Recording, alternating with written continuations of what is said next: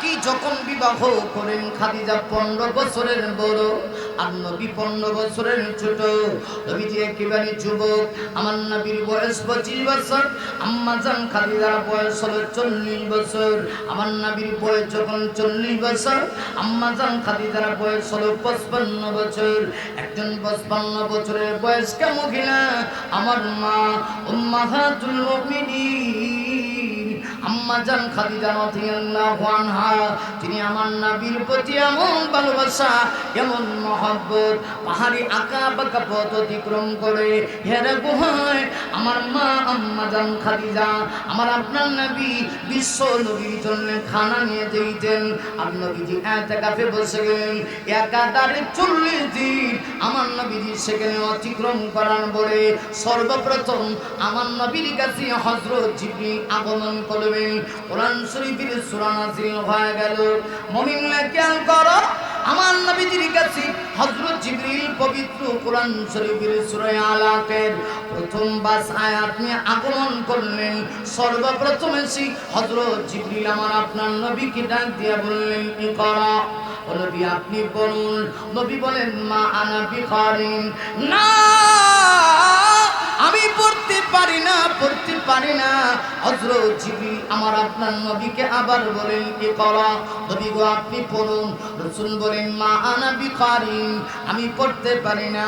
হযরত জিবরিল তৃতীয়বার আমার নবীকে বলেন, ইকরা বিসমি রাব্বিকাল্লাযী খালাক। হযরত জিবরিল করেন, নবী গো আপনি পড়ুন আপনার রবের নামে, যিনি আপনাকে সৃষ্টি করেছে। এই কথা বলে হযরত জিবরিল 2 হাতটা বাড়ায় দিয়া আমার আপনার নবীকে তার বুকের সাথে জড়ায় নিলেন। বুকের সাথে জড়ায় নিয়ে হযরত জিবরিল এমন জোরে একটা নবীজির বুকে চাপ দিলেন। রাসূল বলেন, আমার জ্বর চলে আসলো, চাপটা দিতে দেরি হয়েছে। যেই মুহূর্তে জিবরিল তৃতীয়বার বলেছে, নবী গো আপনি আপনার রবের নামে পড়ুন, বলতে দেরি হয়েছে। নবীজির জবান থেকে আল্লাহর কোরআনের তেলাওয়াত চালু হতে দেরি হয় নাই। আল্লাহু আকবার বলতে পারেন না? আরো জোরে আওয়াজ করে আল্লাহু আকবার। কোরআন শরীফের তেলাওয়াত চালু হয়ে গেল, জারি হয়ে গেল। সর্বপ্রথম ওহী আসলো, ইকরা, পড়ুন। রাসূল 2 বার বলেন, পড়তে পারি না। যখন খালি বলছে ইকরা বিসমি রাব্বিকাল্লাযী খালাক, আপনার রবের নামে আপনি পড়ুন। কারণ সব পড়া আর রবের নামের পড়া এক না, বুঝলেন না? কেন এটা আনাতে সব পড়া আর রবের নামের পড়া এক না। আমরা ছোট্টবেলা কবিতা পড়ছি, হাটিমা টিম টিম তারা মাটি পাড়ে ডিম, তাদের খাড়া দুটো সিং, তারা হাটিমা টিম টিম টিম। এই কবিতা পড়ছেন না আপনারা? হ্যাঁ, আমি পড়ছি। এর অর্থ হলো, দেখেন এটা এমন কবিতা, কবিতা আর বাস্তবতা মিল নাই। কবিতার বাস্তবতা আমার কথা কিতা বুঝেন না নাকি? জব দিয়ে আমাদের ওয়াজের সিস্টেম এরকম, কথা বুঝলেন না? তিনি এমন কবিতা, এই কবিতার ছন্দে আর বাস্তবতায় মিল নেই। কবি সাহেব বলছে, হাট্টিমা টিম টিম তারা মাটি পাড়ে ডিম, তাদের খাড়া দুটো সিং। মানে পৃথিবীতে এমন একটা প্রাণী আছে যেটা টিম নাম, টিম টিম, আর এটা মাটির ডিম পারে, এর আবার খাড়া দুটো সিং আছে। আমি আপনার সাথে সারা জীবনের সাথে জন্য চ্যালেঞ্জ করলাম, একটা টিম টিম নামে পৃথিবীতে একটা প্রাণী বের করবে। আবার যে প্রাণী মাটির ডিম পারে, সিংহ আছে, এরকম কোন প্রাণী পৃথিবীতে আজও আল্লাহর জগতে নেই। কথা বুঝছেন না? এমন প্রাণী আপনারা দেখছেন নি যে প্রাণী মাটির ডিম পারে? আপনাদের এলাকায় গরু ছাগল ডিম পারেনি? গরু যেটা বেড়া, এটারে কিতা কয়? ষাঁড়। আপনারা কিতা কয়? ষাঁড়। আর আমরা সিলুটি ভাষায় কয় বিশাল। কিতা কয় বা? বিশাল কয়। আর আপনারা ষাঁড় গরু কয়। তো এই ষাঁড়ের সিং আছে, ডিম পারেনি। হাঁস মুরগি ডিম পারে, হেরার সিং আছে। তাহলে কবিতার ছন্দে আর বাস্তবতায় কোনো মিল।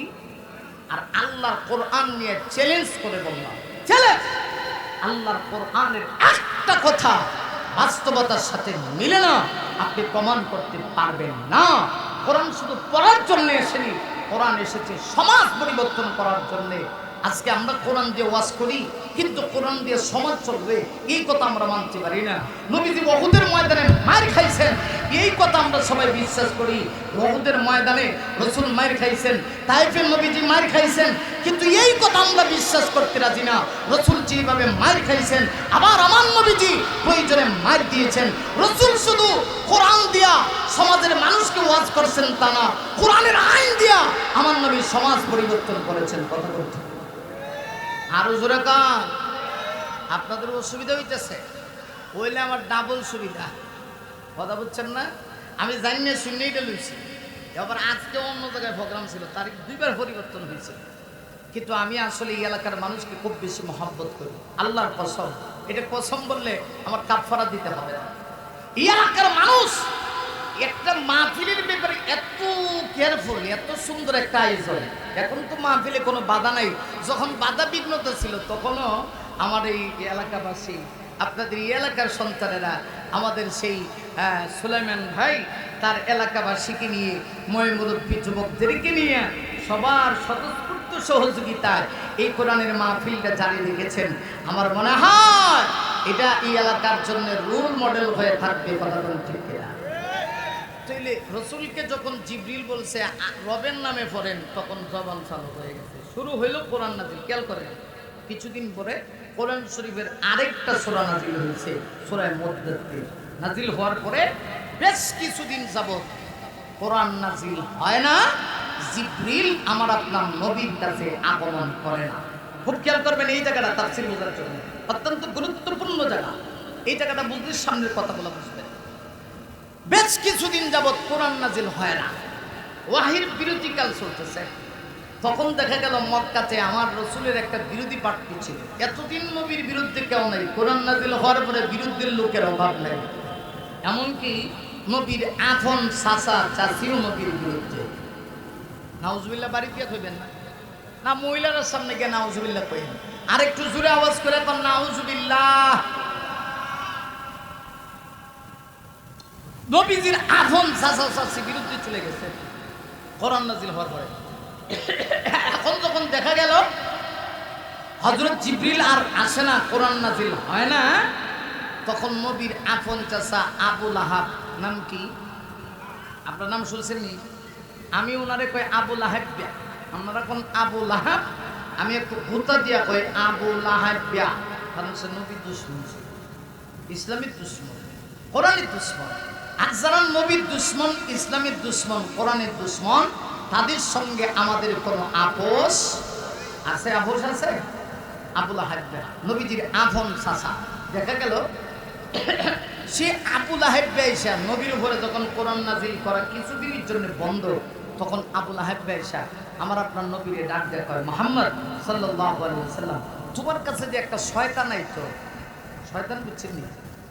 হযরত জিবরিলে বুঝায় কোরআন নাজিল, কোরআন যে আল্লাহ নাজিল করে ওয়াহি নিয়ে শেখে জিবরাইল, মানে শয়তান কইতাছে জিবরাইলে।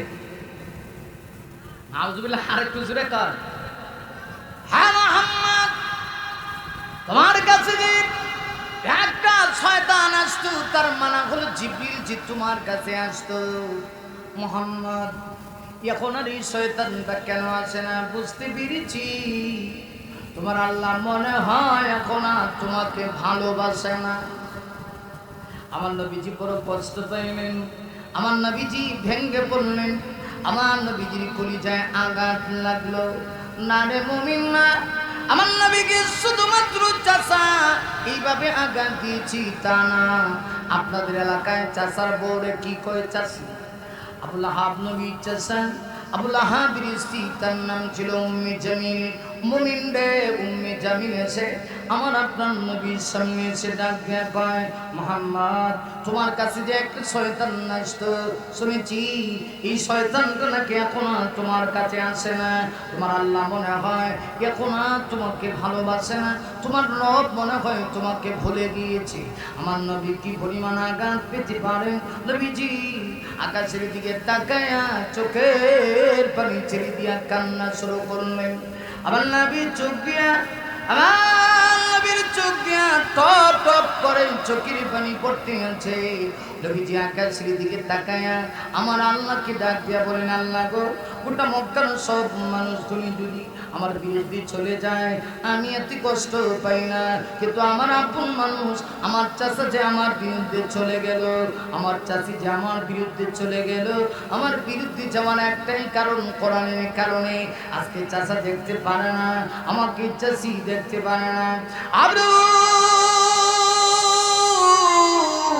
আমার চাচা চাচি বলতেছি, তুমি রব নাকি আমাকে ভুলে গিয়েছো?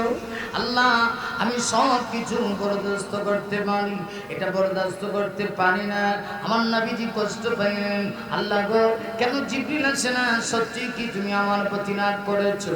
একদিন, 2 দিন, 3 দিন, এইভাবে করে মোট 15 দিন চলে গেল। আল্লাহ রাব্বুল আলামিন 15 দিন পরে হযরত জিবরিলকে পাঠায় দিয়ে বললেন, জিবরিল দৌড়ে যাও, আমার বন্ধু আঘাত পেয়েছে, আমার বন্ধু কষ্ট পেয়েছে। ওরে জিবরিল, আমার বন্ধুর কাছে সূরা দোহা নিয়ে যাও। আরে মুমিন শোনো, আজ জিবরিল আমার আপনার কাছে, আমার আপনার নবীর কাছে পবিত্র কোরআনের 93 নম্বর সূরা দোহা নিয়ে আসলেন, নাজিল হয়ে গেল। আল্লাহ রাব্বুল আলামিন জানায় দিলেন, জিবরিল আমার বন্ধুর কাছে গিয়া তুমি দ্রুত তেলাওয়াত করে শোনায় দাও, বন্ধু আঘাত পেয়েছে। অন্যান্য সময় সূরা যখন নাজিল হইতো হযরত জিবরিল আস্তে আস্তে আস্তে আস্তে করে তেলাওয়াত করতেন। এইবার আমার আল্লাহ বলে, না, আমার বন্ধু আঘাত পেয়েছি, আস্তে আস্তে তেলাওয়াত করলে হবে না, দ্রুত গতিতে আমার বন্ধুর কাছে সূরা দোহা নিয়ে যাও।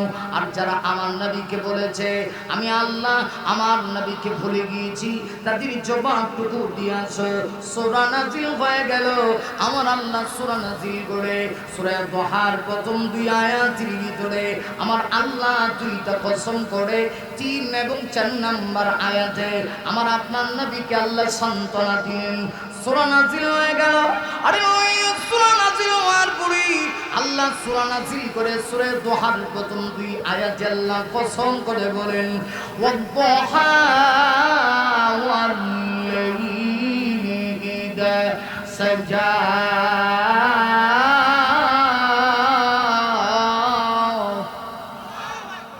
আরে খুশরে বলা যায় না আল্লাহু আকবার। আজকে টাইমটা আমার এসার পরে উঠতেছে, এসার পরে আমি হামজা হুজুরের আগে বলে আল্লাহু আকবার কেমনে খোয়াইন লাগে এটা আমার সিস্টেম জানা আছে, কিন্তু রাইট যে পরিমাণ হইছে আমি যত টান দিব আপনারা জিমায়া হ্যাঁ হ্যাঁ, কারণ মানুষের ঘুম চলে আসলে তখন মানুষের হুশ ঠিক থাকে না, মন মানুষের কথা মাইন্ড ঠিক থাকে না। কিন্তু আমি সরাসরি কোরআন থেকে বলছি, একটু খেয়াল করেন। আল্লাহ পাক সূরা নাজিল করে নবীকে 2টা কসম করে সান্ত্বনা দিয়ে বলছেন। প্রথম কসম হচ্ছে ওয়াদ-দুহা।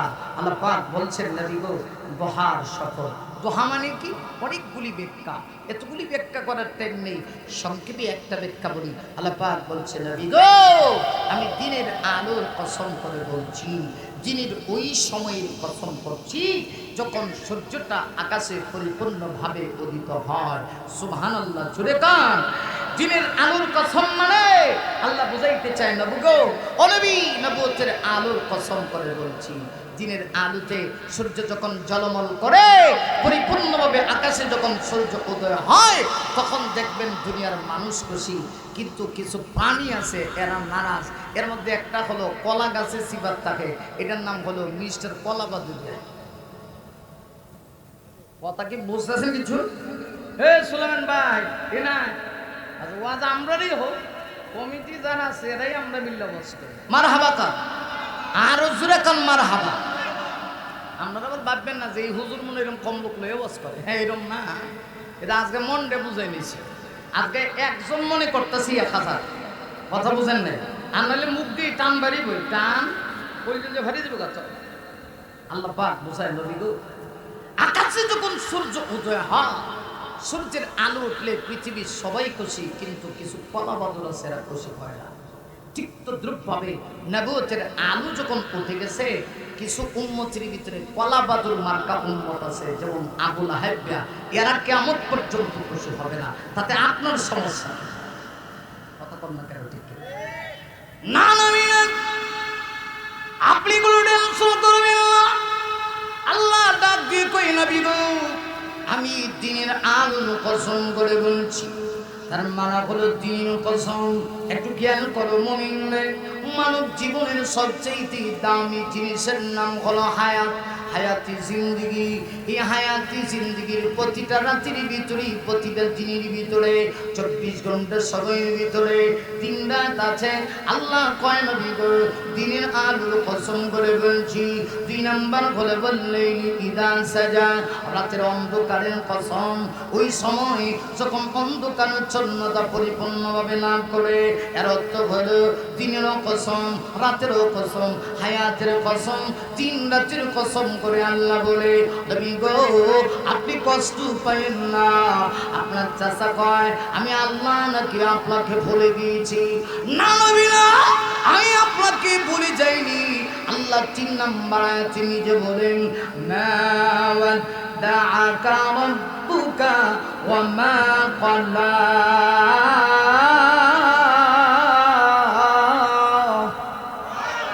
আরো জোরে আওয়াজ করে বলেন আল্লাহু আকবার। আল্লাহ কয় নবী গো, আমি আপনাকে ভুলে যাইতে পারি না। একটু গভীর রজনী দিলের কানটা লাগান। আমার নবীকে আল্লাহ কত সম্মান, কত ইজ্জত দিয়েছে। নবী কষ্ট পাইলে আল্লাহ সূরা নাযিল করে, পৃথিবীতে আমার আল্লাহ অসংখ্য নবী পাঠাইছে, কোন নবীকে আমার আল্লাহ সান্ত্বনা দিতে হয় নাই। সকল নবীরা এসে আল্লাহর ভালোবাসার প্রমাণ দিতে গিয়া বারবার পরীক্ষা দিতে হয়েছে। হযরত ইউনূস আলাইহিস সালাম মাছের পেটের ভিতরে গেলেন, শুধু মাছের পেটের ভিতরে তা না, ইউনূস নবী 3টা অন্ধকারের ভিতরে পড়লেন। আল্লাহ পরীক্ষায় ফেলে দিল। তিনি তার জাতি এলাকা থেকে যখন আলাদা হয়ে গেলেন, আল্লাহর অর্ডার ছাড়া আল্লাহ রাগান্বিত হয়ে গেলেন। ইউনূস নবীর উপরে পরীক্ষা চলে আসলো। হযরত ইউনূসকে আল্লাহ পাক সমুদ্রের মাছকে অর্ডার করে দিলেন, ঢুকায় দাও পেটে, সাবধান ইউনূসের ক্ষতি করো না। ইউনূস আলাইহিস সালাম 3 অন্ধকারে চলে গেলেন। একটা হলো মাছের পেটের অন্ধকার, আরেকটা হলো সমুদ্রের তলদেশের অন্ধকার, আরেকটা হলো রাতের অন্ধকার। এই 3 অন্ধকারের ভিতরে পড়েও হযরত ইউনূস আলাইহিস সালাতু ওয়াস সালাম তার রবকে ভুলেন নাই। সমুদ্রের নিচে যখন গেলেন, চলো পদান্ত পাথরের জবান থেকে তিনি যখন আল্লাহর জিকির শুনতে চাই শুনলেন। এমনিতে ইউনূস নবী তিনি তার অবস্থা বুঝতে পেরে হযরত ইউনূস নবী সাথে সাথে তিনি পড়তে শুরু করলেন, ফানাদা ফিল যুলুমাতি আল্লা ইলাহা ইল্লা আনতা সুবহানাকা ইন্নী কুনতু মিনাজ জালিমিন।